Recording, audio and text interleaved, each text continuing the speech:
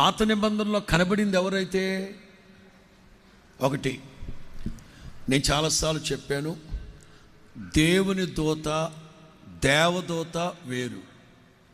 యెహోవా దూత అంటే యేసుక్రీస్తు. యెహోవా దూత అంటే యేసుక్రీస్తు.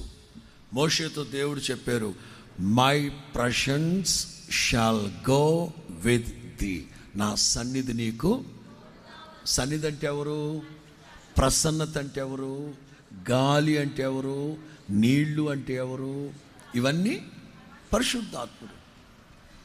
ఇది మనం గుర్తుపెట్టుకోవాలి.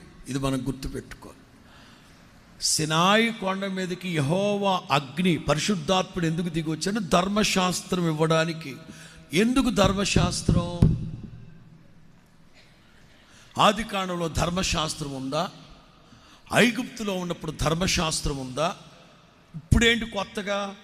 ఇప్పుడేంటి కొత్తగా ధర్మశాస్త్రం అంటే, ప్రజలు, దేవుని పేరు పెట్టబడిన ప్రజలు విడిగా బ్రతుకుతున్నారు. అందుకనే నేను ఆ మధ్య మీకు చెప్పాను, విడతల వారీగా ఇస్తూ వచ్చారు ఆయన.